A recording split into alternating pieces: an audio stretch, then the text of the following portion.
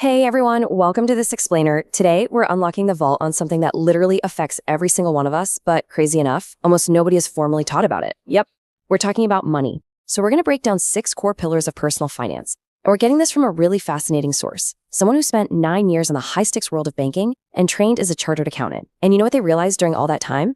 Being good with money isn't about being some math genius. It's not about building super complex spreadsheets or reading the Financial Times every morning. It's actually just about understanding a few fundamental principles, and once you wrap your head around these, the whole money thing starts to make perfect sense. Okay, let's dive into this.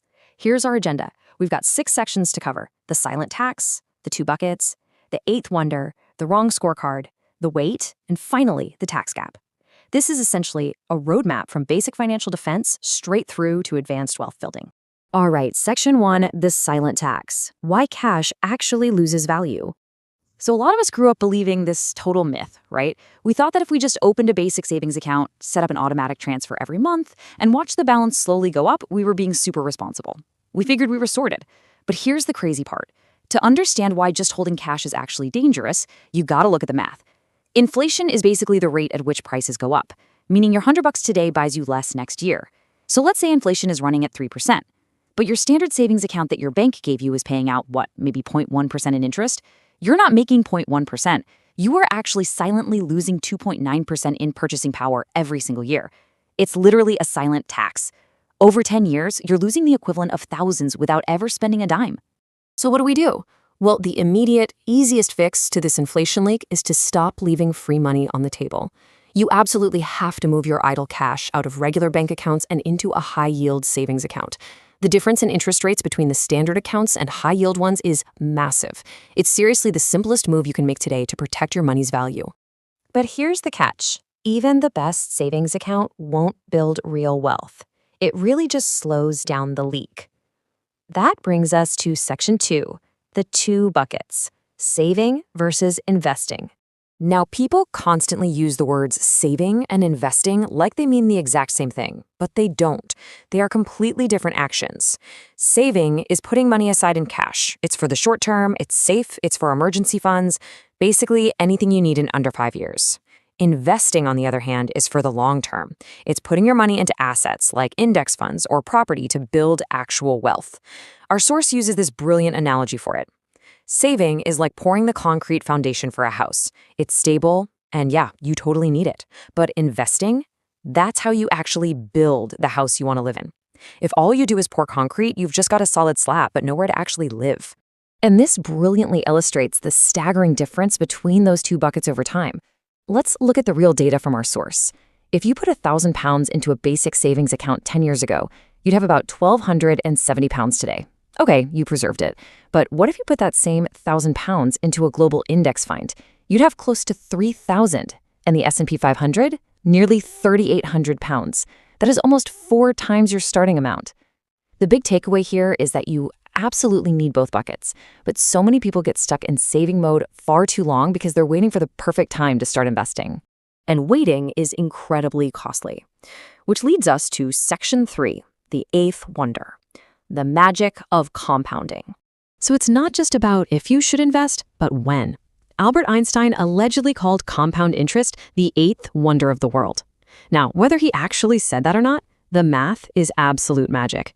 Think of it like this. You invest $1,000 at an 8% long-term market average, right? You earn 80 in year 1. But in year 2, you aren't just earning 8% on your original 1,000. You're earning 8% on 1,080. Your returns literally start generating their own returns. At first, yeah, it's agonizingly slow, kind of like watching grass grow, honestly. You check your account and nothing is happening. But give it enough time and that value just utterly explodes. To really show you how crazy this is, let's look at Warren Buffett, greatest investor of all time, right? He started investing when he was just 11 years old. But here is the wild part. Roughly 97% of his entire massive net worth was built after his 65th birthday. Let that sink in. His wealth didn't explode because he suddenly got way better at picking stocks as a senior citizen. It exploded because his money finally had enough decades of compounding to do what compounding does best. So the crucial point is this. The single most important variable in building wealth isn't actually how much cash you have to invest. It's how long your money has to grow. A 25-year-old putting in just $200 a month will almost always end up with more money than a 35-year-old investing double that amount at $400 a month. Time beats money every single time. So if you've been waiting for a sign to start, consider this it. Moving right along, let's hit section 4, the wrong scorecard. Income versus wealth. This tackles a massive psychological trap. We constantly judge financial success by looking at the wrong scorecard, our salary. Our source saw this stark contrast all the time during their banking career. They'd routinely see someone earning $150,000 a year, but they were literally living paycheck to paycheck just to fund this massively inflated lifestyle. And on the flip side, they'd see someone making $30,000 who was steadily accumulating assets month after month, building something real. The reality? Income is not wealth. Income is just cash flow. The only scorecard that actually matters is your net worth. It's super simple. Net worth is your assets, the things you own, like investments, minus your liabilities, which are your debts. Tracking this changes the whole game. You stop obsessing over just getting a bigger paycheck, and you start actively focusing on widening that gap between what you own and what you owe. And speaking of what you owe, let's talk about Section 5, the weight, the truth about debt. For so many of us, the word debt carries a ton of shame. We're taught all debt is terrible. But wealthy people actually use debt deliberately. You really have to separate bad debt from good debt. Bad debt is the weight that drags you down. That's your 20% interest credit card you use to buy clothes or a vacation. You're taking on high interest for things that lose value immediately. Good debt, though, that's borrowing money at a low rate to buy something that goes up in value, like a sensible mortgage or a business loan. It's a strategic tool. So, how do you know what to pay off first? The source drops a fantastic golden rule here, 8%. Look at all your debts. If any of them have an interest rate over 8% and they aren't actively building an asset for you, you have to drop that weight immediately. Seriously, no investment is going to reliably out-earn a 20% credit card. Crush that high-interest bad debt first, and then you can manage the good debt without all the guilt. All right, let's bring it home with Section 6, the tax gap. Keep more of your earnings.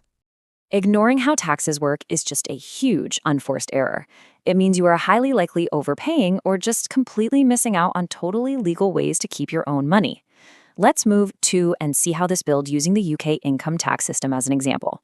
People always misunderstand marginal tax rates. When you hit a higher tax bracket, you don't pay that high rate on all of your money. In the UK, the first $12,570 is totally tax-free. Then you pay 20% only on the earnings up to $50,270. You only pay the 40% rate on the specific money you earn above that threshold. Getting how these tiers work is step 1. Step 2 is exploiting the gaps.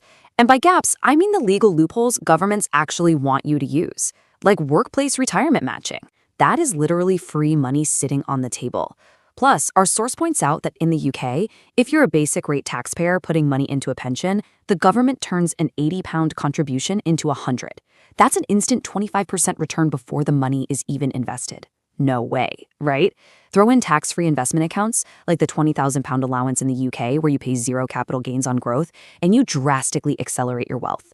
You don't even need a fancy accountant for this stuff. You just need to know it's there. So, we've covered the hidden drain of inflation, the crucial difference between saving and investing, the sheer magic of time and compounding, tracking your actual net worth, mastering debt, and navigating taxes. These insider secrets are the entire foundation. So I'm going to leave you with a question to really reflect on right now. Which of these 6 pillars is holding your wealth back? Take a really hard look at your finances today, find your weak spot, and start building the house you actually want to live in. Thanks for hanging out with me for this explainer, guys. Now go take some action.